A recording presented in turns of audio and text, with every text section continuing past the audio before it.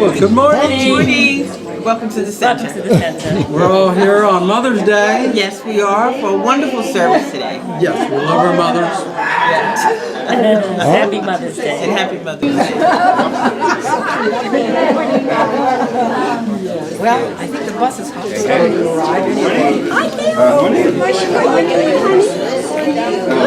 How are you?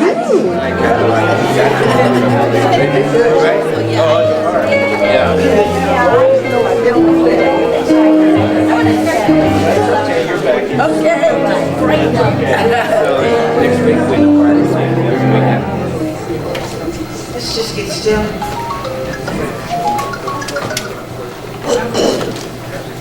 Let's just take a deep breath. Because this moment is a gift. And I ask you to allow yourself to unplug from the demands and concerns, to release and let go of worries that may be troubling you, and just breathe. That's all you have to do.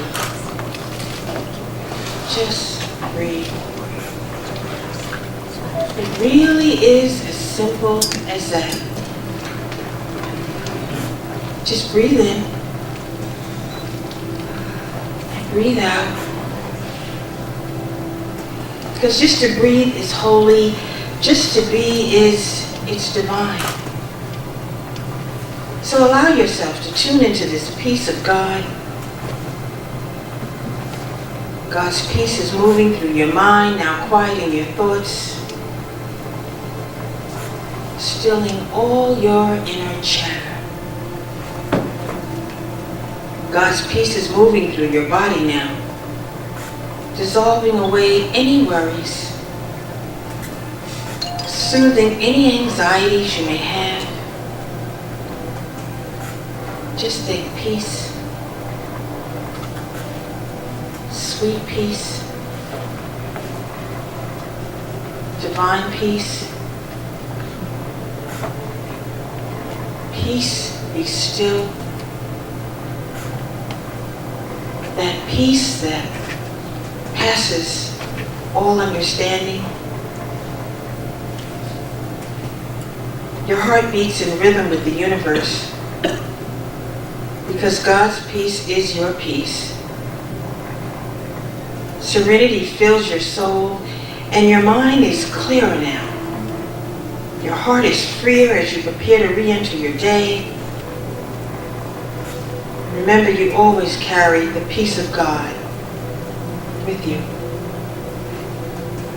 Remember to just breathe, just to be divine. And now just smile. Namaste. Good morning. And happy Mother's Day.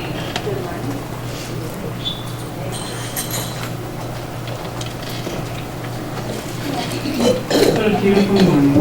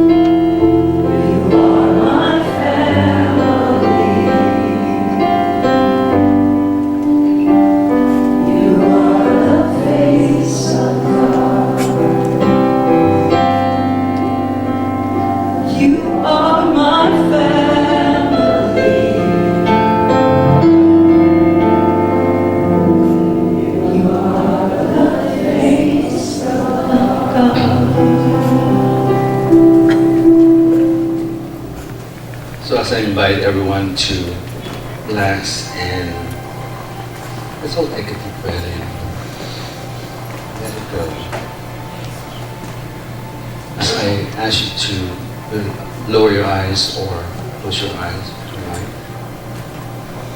and let my word be your word as I pray, and as I'm knowing that I am the perfect idea manifested in this perfect moment, that I am recognizing one power, one life, one mind, a mind that is God, and it's in my mind now.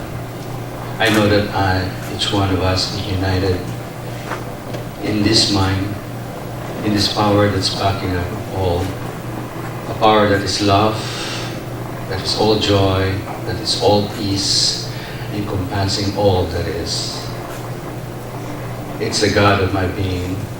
It's the source. There's no spot where God is not. I am in that perfect spot where I am standing right now. I know that there is the white light is all over me, shining above me, around me, and through me. I am grateful for knowing this truth. I am grateful for being a part of this teaching, of being part of a celebration we call life. I am so grateful for all the mothers that we are celebrating today. The motherly love, the unconditional love that we have. All the mothers that is present here and have left us. Knowing that this is the truth, I am so grateful for our center, for the Ministry of Prayer, for all our volunteers, for our sound booth, for our music, Parente, for Julius, and for all our congregation who's here supporting, loving us.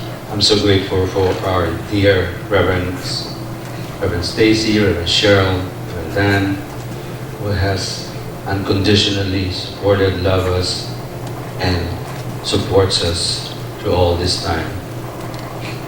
So as I release my word to the universal law of love and divine action, I know that my word is already done and my prayers are complete. So together we say, and so it is. Beautiful prayer, you make me teary. I tear up. But then I go the other way, it's crazy. That's what you guys do to me. A really great song by Miss Janice Stanfield. We're talking about all the good that we're going to do. All the good that's happening. Yes, I like fast stuff. They go too fast, I like it. We'll see if we can keep up, right? Yes, I can do all the good that the world needs. Yes, and the world needs all the good.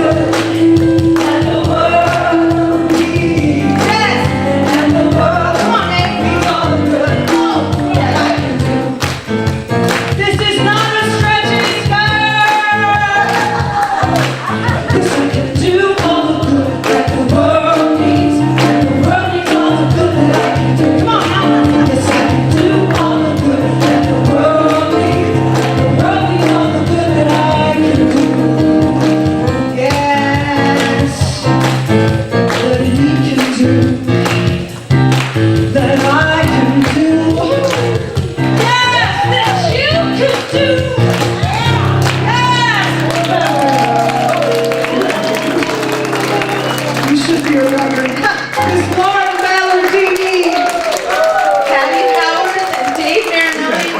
You rock it.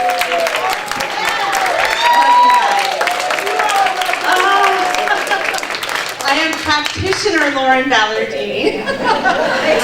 And I'll explain the rest in a moment. But while we're all standing, let's go ahead and bless our country and the world. So together, let's say, God bless America and the rest of the world. And knowing part of the world is here today, let's bless one another.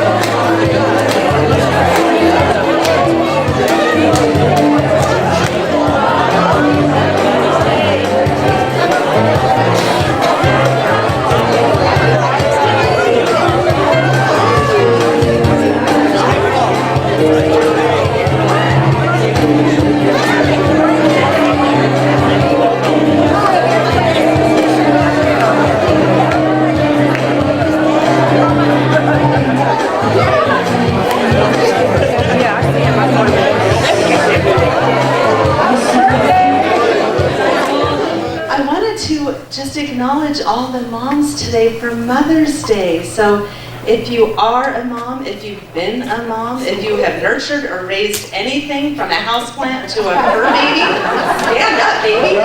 Let's acknowledge. It could be, female, male.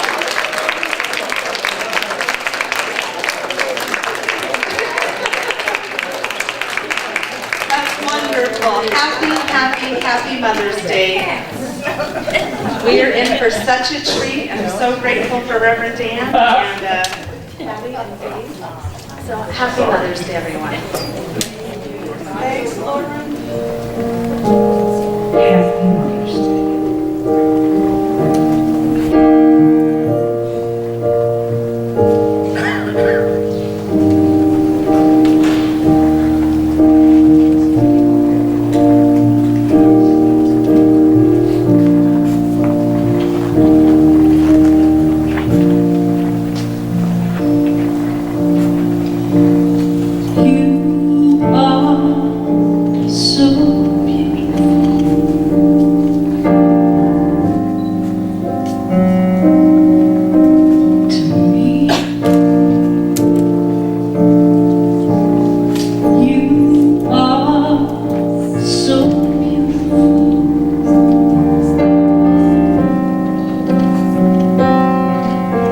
to me.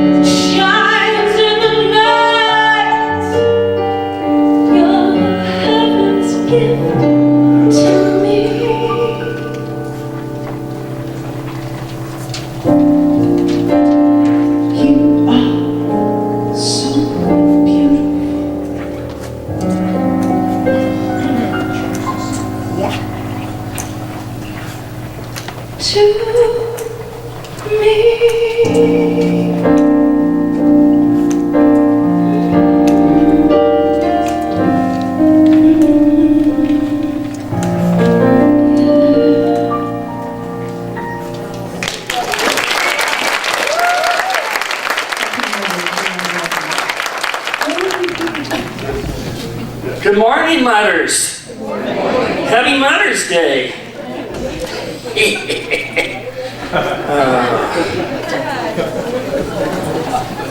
My mother, who is approaching 90, I called first thing this morning.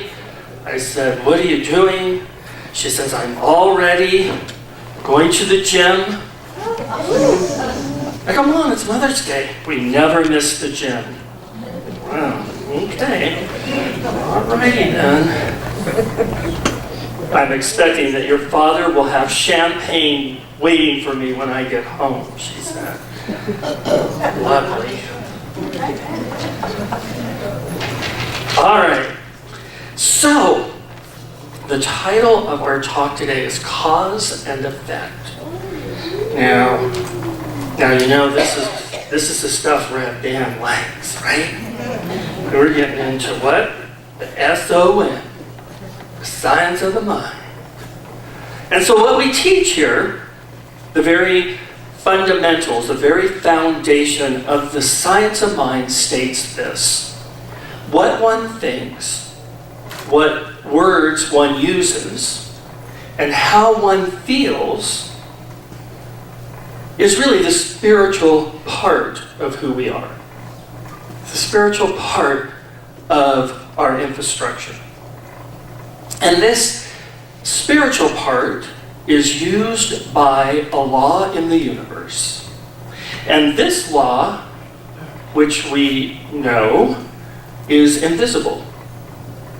And what we know is this law permeates in and through everything in the universe, including you and I, including what you can see and what you can't see. And what we know is that this law is fully present in every space and every spot in the universe. And what we know about this law is it is infinitely intelligent and fully capable. And it must take our thoughts, our words, and our feelings, and it must take those thoughts and replicate them. Take those words and duplicate them. Take those feelings and create them in our physical world. It must. It must. And what we know is it does that precisely, and it does that exactly. It takes these spiritual things, these things that are cause, and makes them material, makes them the effects in our world. And the material side of life, why, that's the effect. And so when we look at life, when we step back and look at life as we know it, what we know for sure is this: that the spiritual part of us, our thoughts, our words, our feelings, our cause, and what shows up in our world, the material stuff, is the effect. Okay, so that's what we teach here. Now, if we sort of leave it there, we're left a little hanging. And so we may say to ourselves, well then, why do I come here every Sunday? And what's the real purpose of the science of mind? What's the real purpose of this teaching? Well, if one were to turn to the Science of Mind textbook, which was written by Dr. Ernest Holmes, our founder, 100 years ago. On page 448, Dr. Holmes has a little section called The Purpose of the Science of Mind. And Dr. Holmes says this: the whole purpose of the science of mind is to reconcile the apparent separation of the spiritual world, which must be perfect, with the material world, which appears imperfect. The spiritual world is the cause of the material. We are spiritual beings governed by mental law. Only that world can appear to us which we can mentally perceive. Get your pencils out. I got a Reverend Dan-ism for you. Dr. Holmes says, only that world can appear to us which we mentally perceive. Reverend Dan says, if it can't fit in your mind, it can't fit in your world. I'm going to have a tattoo made. Let's go. It's Mother's Day. Let's go have tattoos made. Right here. Man's experience is the logical outcome of his inner vision. His horizon is limited to the confines of his own consciousness. This is good stuff, right? This is the kernel. This is the juicy stuff. This is gravy oozing all over. Wherever the consciousness lacks a true perspective, its outward expression will lack proper harmony. This is why we are taught to be transformed by the renewing of our minds. Since no one lives by proxy, but each unto himself, every individual must make the test in his own soul. Whoa. Hot today, Ernest. Can you tell Stacy and Cheryl are gone? Okay. So what we learn is we have a spiritual side, which is the cause in our lives, and we have this material, physical world, which is the effect of our lives. And what we learn in this teaching is what it is that we perceive. Our consciousness. So the sum of our thinking, the sum of our speaking, the sum of our feeling, our belief, and a belief is just a thought that we think over and over again. These spiritual things create our material world. And each has to do it for themselves. A lot of mothers out there today. How many of the mothers try to live their child's life for them, to create for them? Not done by proxy. Each must live their life, and each is responsible for what effects they bring in their lives. So, one may say, well, and I had this discussion with an individual. As a matter of fact, we were at a table and we were dialoguing. There were some other people around, and something came up about church, and I started talking about the science. And I may have went into a little sermon kind of thing, you know. Pretty soon, I'm in mid-sermon, and I'm thinking, wow, Joel Osteen, move over. Ernest Holmes, move over. Danny G is hot at this lunch table right now, in the middle of a sermon, and pretty soon I notice he has turned away and is talking to somebody else. But some will say, how is it possible? I mean, I don't buy into this. Some may say, I don't think that's possible. I don't think that works. Well, I think then the best way to determine if this works, if this makes sense, obviously, number one, proving it in our own lives, but looking how others, because come on, sometimes the best examples, the best teachers are those around us. And so, sometimes the best way of proving this out is seeing what people are doing with this in the world. So I have 3 examples today of people who have changed their perceptions, performed the renewing of their minds, who changed their causes and saw a new effect in their lives. Now, number 1, and one of my most favoriteest things to do, is to read one of my favorite books from one of my favorite authors. And again, I continue to hold the position that I am not obsessed with her. I did email her this morning and told her I'm using your book again. She said, my husband doesn't want you to stalk me anymore. It's not stalking. Only kidding. One of my favorite books, Mae McCarthy, The Path to Wealth. And you know, I've read many stories from this book.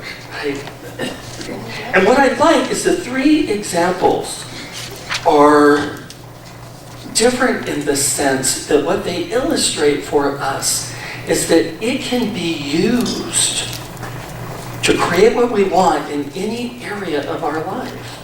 It's not just limited to finances. It's just not limited to health. So listen. Make sure I'm starting here. As you use your thoughts, words, and emotions in harmony with each other, you put yourself in a position to attract what you focused your attention on. You become magnetic to your good and start to see opportunities and possibilities. The spiritual side of life, the cause. Starting to see that in the physical world, the effects. We speak with emotion all the time, often without noticing how it's affecting our lives. We are either speaking for what we want or speaking for something we don't want. Oh no. Either will manifest in our lives as we vibrate to it through our speech and emotions. Well, that's not a very happy story. You mean if I'm grumpy and I complain and I look at everything that's wrong with life and I'm angry and nothing's turning out right for me and I just wallow around in it, then that's going to create something too? Stupid law. For example, in my previous business, and as you know, a very, very powerful businesswoman, created, owned, sold companies worth hundreds of millions of dollars. For example, in my previous business, we once signed a contract with a beta customer that required us to install our newly developed software and automated shelving equipment within 6 months. At the beginning of month 5, our equipment supplier gave us a notice of a 6-week delay in delivering the equipment.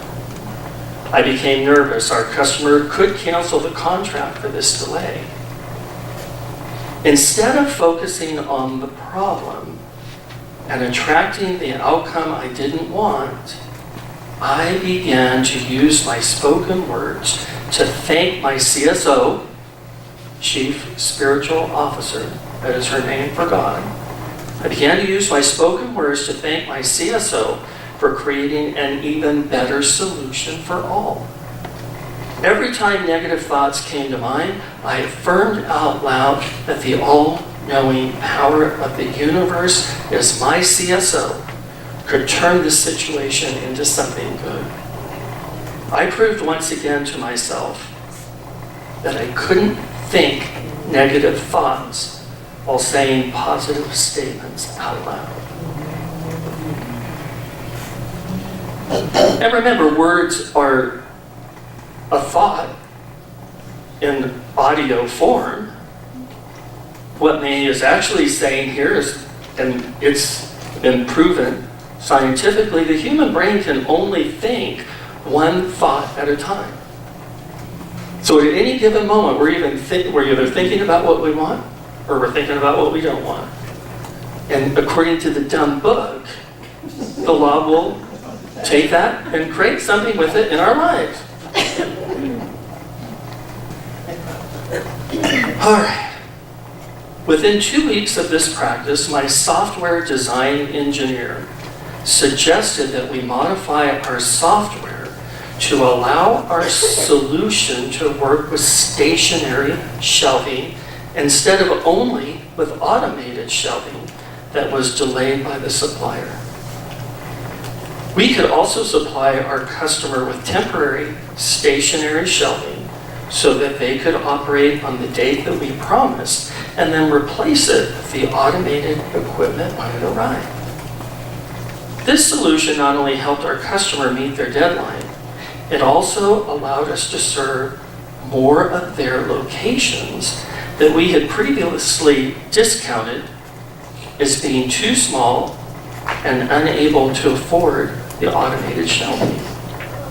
This helped dozens of other smaller customers as well to receive the benefits of our software solution. The equipment, now listen, the equipment delay enabled us to create a better solution that was of greater benefit to a larger number of customers than we thought possible. And our company was blessed with a significant increase in revenue. Now I kind of thought about this a little bit, and I thought, that could have possibly had a whole different outcome. Oh, you know what I do? Doggone the plan.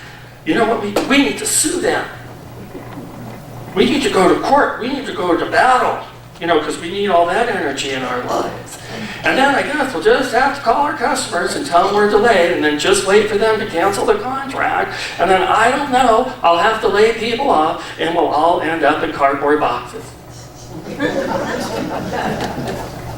Or what I know to be true is that I am surrounded by an infinite creative, capable law that can find a solution to every problem.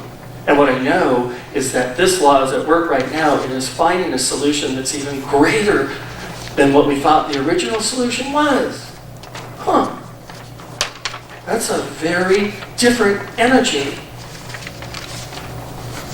All right, now, second example. I'm going to look at somebody that took the principles of the science of mind, turned to the spiritual side of their life, changed their thinking, changed their words, changed their feelings, created a new cause, and the law created a new effect. And this comes from Mary Morrissey. And this is, and listen, practitioner Juanita, she's a tough cookie. But Reverend Juanita and Reverend, we got all kinds of new reverends here today. Reverend Juanita, Reverend Lauren, from my lips to God's ears. But practitioner Juanita and I are just loving this new work by Mary Morrissey, Prosperity Plus 3. And so I'd like for us to take a look at part of her video series. So take a look at the screens and wrestle. Here's a story about a good friend of mine named Gay Hendricks. He and Katie Hendricks started the Hendricks Institute, both professors in Colorado, and that has helped literally thousands and thousands of people around the world have the ability to practice something called conscious loving. But they didn't always have that life, and they didn't always have that institute. When they were brand new professors in Colorado, Gay had graduated from Stanford, had a huge college loan bill to pay. He got his PhD from Stanford. He's a young professor, an adjunct professor at university, I think it's Colorado there. but it is in Colorado Springs. And Katie was just a beginning professor there. And they were living on very small professor salaries and barely getting by. And Gay tells me the story about one night he's on his stationary bike. It's, you know, snow everywhere outside, it's winter. He's riding the stationary bike. And he's thinking about, how am I going to get to the end of the month here and pay the bills? I've got, last month I didn't pay that bill, so I have to move some money over there, and then I won't be able to pay this. And the idea, of course, is to keep, you know, phone callers away and people knocking on your door from coming, and the lights on and the heat going, but not enough money to pay all the bills. And the struggle of that, and the anxiety of that, and the worry of that. And so he's moving his machinations around his mind, trying to figure it out. And then he said something happened, and actually it was his first experience with something you now know how to do, and that is to notice what you're noticing. So he's about 30 years old, and he, for the first time, really touches that place inside himself where he can notice what he's noticing. And he said it was like this moment, he rose up in himself and he went, wow, I'm having the same conversation this month that I had last month and the month before. At this time, I'm always in this conversation at this time of month about how the struggle of trying to make the money go further than the money really can go. And that's a struggle experience for me every month. And then he thinks, I think I actually, when I think about it, I've been in this conversation with myself at this time of the month, every month, my whole adult life. And then this awareness comes to him and he says, in fact, I think this is the same conversation I was in during all my years of growing up. I think it's the conversation my mom and dad had every time of this part of the month. And an idea came to him, and he jumped off that bike and he ran to Katie and he said, Katie, let's do an experiment. And he told her what he had seen, that this conversation and the struggle, and it just kept perpetuating itself over again. And he said, let's do something. On the land of fact, we don't really have enough money to pay all our bills, so let's take as little time as possible, deal with the facts as they are, move the money we need to, and then the whole rest of the month, let's just imagine that when we open our wallet and we open our checkbook, there's an extra $1,000. There's an extra $1,000 in our checkbook. And the bills are paid on time. Let's just imagine what that life would be like. It will change how we walk down the street. When we're walking down the street and we see a restaurant going, oh, we can't eat there, let's walk up to the menu. We won't spend that $1,000, but let's imagine that we could. Let's live a life as if we had that level of freedom. Let's practice putting on that life. Let's drive some new cars. If we had that extra $1,000, we might decide to buy a different kind of car. Let's just put it on as an imaginal life and really lean into living more prosperously and experience what that could be like. And so they did. She said, I'm in for that. And he said an amazing thing happened because they really did this. They walked up to restaurants and looked at the menus and said, oh, not tonight, but you know, I'm going to come back sometime and I'm going to order that. And they put it on and they walked more liberally. They felt lighter. They all kinds of things were happening in their life by just means of them opening up. They did not spend money they didn't have, but they acted as if they could. It gave them a level of liberty and freedom, an ability to experience themselves differently by means of this exercise. And Gay said an amazing thing happened. About 90 days later, they opened up their checkbook. Bills were paid on time, and there was an extra $1,000 in that checkbook. And the next month, and the next month, and the next month. Now, Steve Jobs said, you can't look ahead and see those dots connecting. You can only see the dots connecting looking backwards. And looking backwards, Gay can connect how it is that that occurred. But he said, why now all of a sudden for the first time in his life? It was because he moved to a new vibration. That new vibration brought different feelings. Those different feelings made it possible to take different actions. He moved off the struggle frequency and into a more prosperous frequency, not because things in the world had changed, but because he did that, things in the world changed. And what had happened is for 6 months, somebody had been offering him the opportunity to do a kind of recording with him, put something together, and Gay thought, oh, that's not going to go anywhere, and I'm busy, and he kept turning it down. But with this new, prosperous, liberal idea operating in his life, he thought, well, maybe we'll do something. At least I'm going to put some energy into it. So he did that. Within 90 days, it was producing $1,000 a month. It had given him the $1,000. Other opportunities came. It wasn't that the opportunities were never there. He couldn't access them because he wasn't a match for greater opportunities. And by becoming a match for greater opportunities, Those opportunities not only became available in greater numbers, but his ability to translate those into greater results grew as well. And over time, he said it wasn't that long, and we thought, well, why are we selling for an extra $1,000 a month? Why not extra 10 in our lives? And today, there is a foundation for the Hendricks Institute that came right out of that same kind of dipping into abundance and scooping abundance, and still abundance remains. And there are millions and millions of dollars in this foundation that make the work of conscious living available to people all over the world who could not afford it, but now have the availability to it. There's nothing you cannot get in harmony with if you choose to get in harmony with it. That's why you've designed a dream that matters to you. I like at one point early on, she said, and you know what? They really did it. They really did it. How many of us really do the work? Especially when the going gets a little tough. I've been listening to this, and I was off on Friday so I could work on my sermon, and Paco and I were driving around running errands, and I was listening to this, and I turned it off and I said, okay, let's do this. Let's do this. Let's really do this. And I go, okay, so we had run out of point, and I said, now, let's imagine that we're going to our favorite restaurant for brunch. Anything we want. And we just sit there all day and eat and drink and be merry. And he's going, oh, yeah, let's do it. Okay, I'm in. I want to do it. I want to do it. And when I drove by the restaurant, he goes, what are you doing? I said, no, we're imagining. Okay, we're setting this in motion. And then one day we can do this. And all the money and the check. But he says, I don't like your stupid game. So I guess I'm having to do this. Okay, one more real life story. Another real life story. A person who changed their cause and created a new effect. Now, he had been with this company for many years, and he achieved a respectable level of success, had a handsome salary, and but he noticed what he was noticing.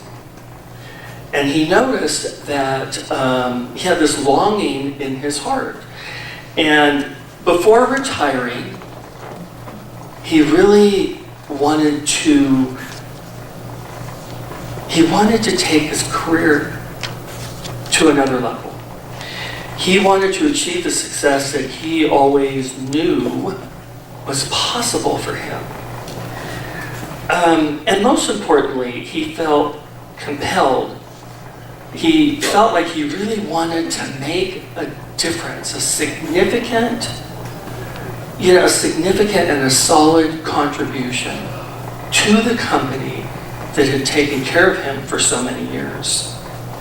And so, as he started to think about that, as he started to contemplate this new career, this new contribution, those thoughts started to come into his mind. You know what, it's too late for all that. You know, you had your chance.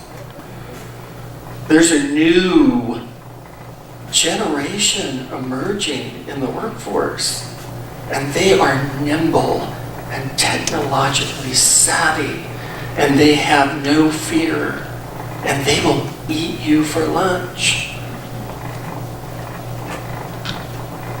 You're too old for this. But you know, the one thing that this gentleman had going for him was that he was a religious scientist. And he noticed what he was noticing. And he said, whoa. I know better than this. I know that my thoughts, my words, my feelings are the cause in my life. And what I know that's happening right now is the cause that I'm projecting into the law is not going to create the effect that I'd like to have in my life. And so he changed his thinking. He created affirmations and put them in his office. Every day at work, he wrote a spiritual mind treatment for what he was wanting to experience in his workplace. And he moved into the knowing that new possibilities were opening up for him. He knew that new opportunities were coming his way. He knew that this powerful law was carving and molding and creating and chipping away at this new level of success. And then it came. A new effect. And it came in the form of a letter. And it said,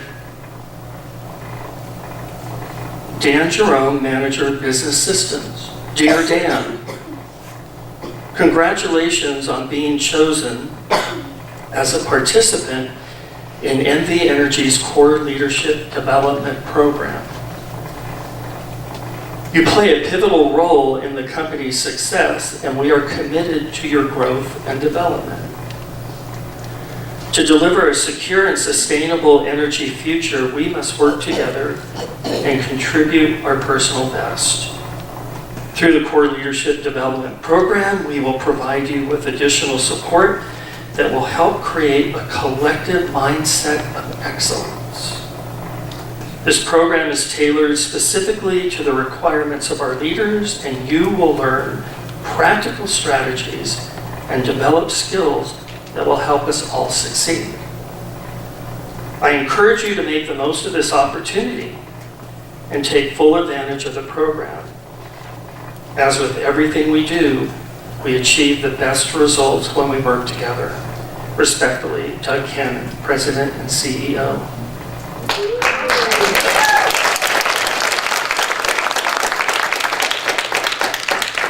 It's a lot of work, a lot of homework.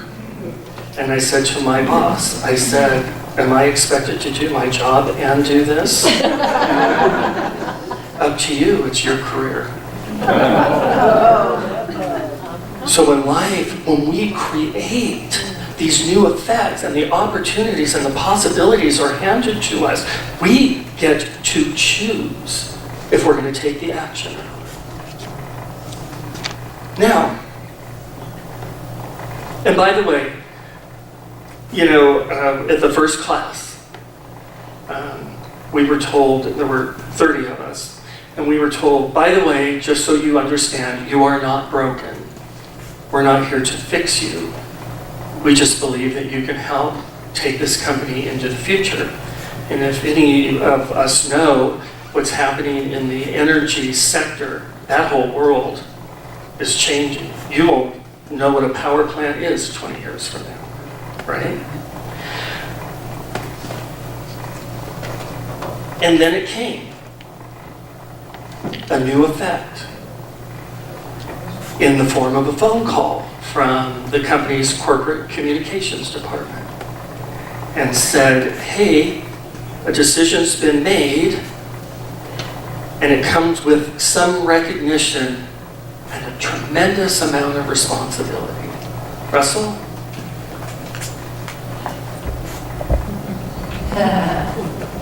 This is NV Energy's website. Wow. And that's me.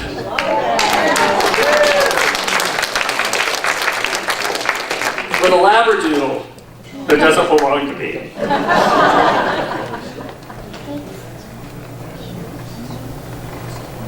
I'm very different than I was when I came here in 2004.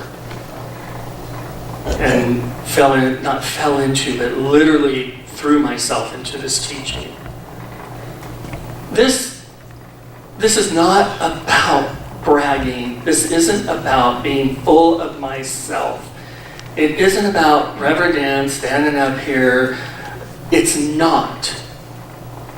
Am I excited? Of course. Am I honored? Of course. And I'll let you know that I am overwhelmingly humbled by such a tremendous gift. But what is more important to me than any of this is I am a minister. And I've always said that my ministry is not just to know the science of mind. It's not just to stand up and talk about the science of mind, but it is to prove these principles. And so I get to celebrate that what I know is true is that each and every person can create exactly what they want in their lives. There isn't an exception because one's a minister. There isn't an exception. You know, I love that the new royal family had a baby, Archie, cute little bud. And I'm going to let you know, there ain't nothing more royal about him than there is about me. Okay? Because we all come from the same place, right? And it's true with all of us. And it's true that we were born with the capability to create. And so my challenge today is to remember that with every thought we think, we are either contracting our lives, we're holding our life hostage for where they are, you know, just like the video. Guy held his life hostage with a belief system and a conversation that he had been having from the day he was born. Or we're expanding our lives. And the only one that chooses contraction, status quo, or expansion is us individually. So I just challenge each person here, create a new vision. Create a new way of thinking and speaking. Create a new movie. And then watch. Watch what the universe brings to you. And never forget that yes, I believe in ease and grace, but sometimes action takes a little effort. I see some people, great opportunity comes their way, and I'm like, well, I don't want to do all that. The universe will say to you and I, just like my boss said, it's your life, it's your career. I'm giving you everything you need. You choose. I think I'm done. I love you very much. Have a great day. And I gotta tell you, I think this song is perfect. And I did this at the request of my friend Liz, who's not here today, Liz G. But what a great song written by Kenny Loggins and Lincoln McDonald. It truly does follow him now. That this is it. This is it. I love this song.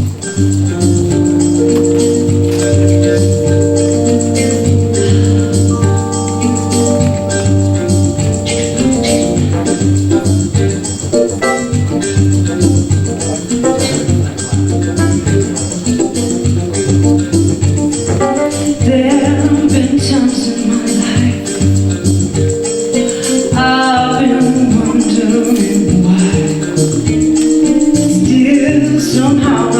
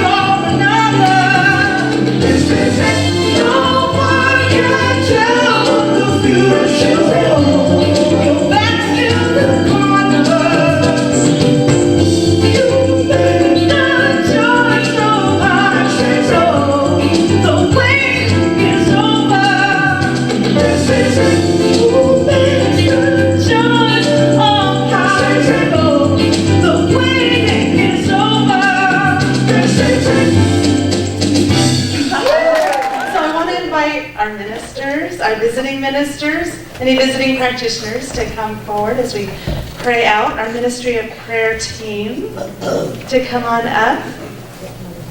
And then if we would, the rest of us, let's just stand and connect.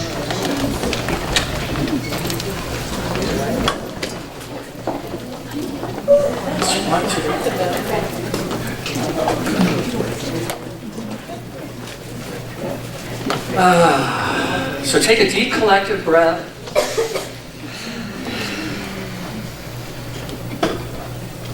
Allow that to remind each person here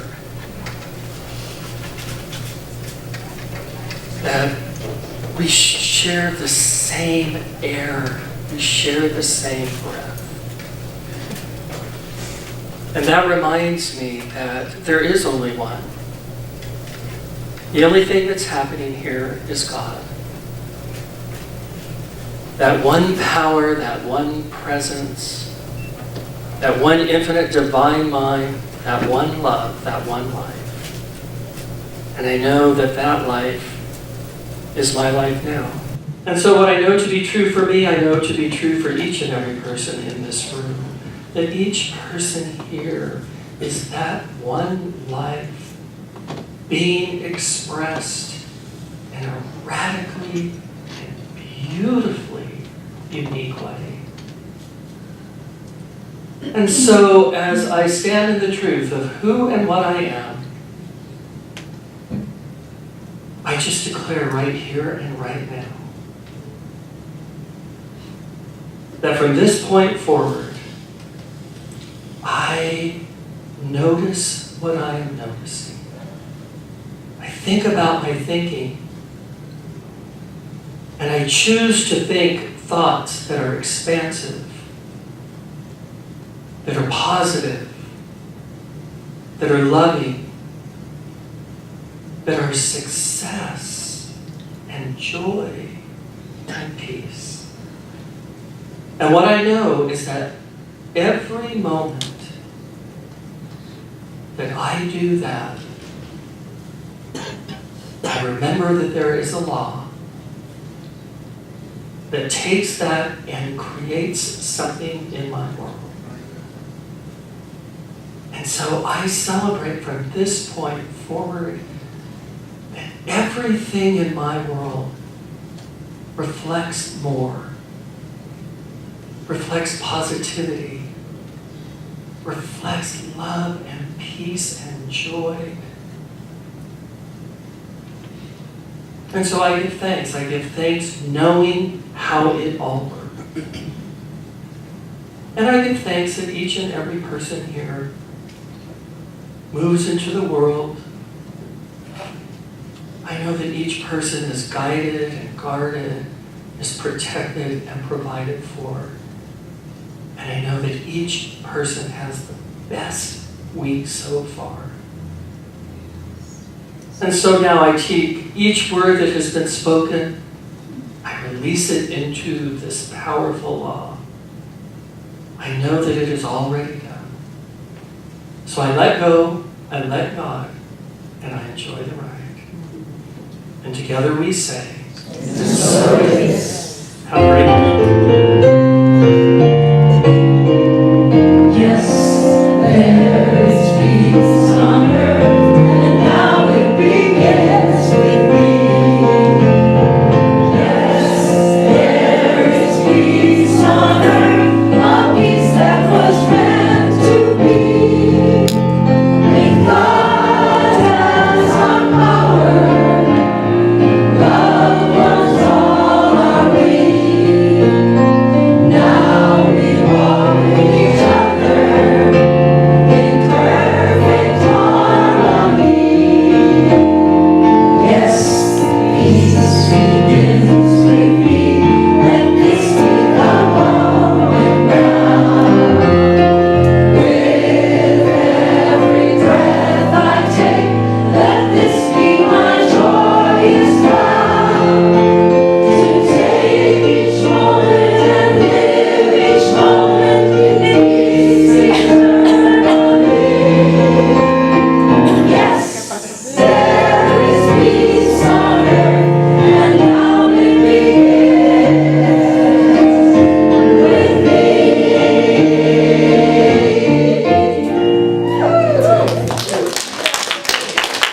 Something wonderful is happening to me right now. Something wonderful is happening to me right now. I know this in my mind. I know this in my mind. I feel it in my body. I feel it in my body. And so it is.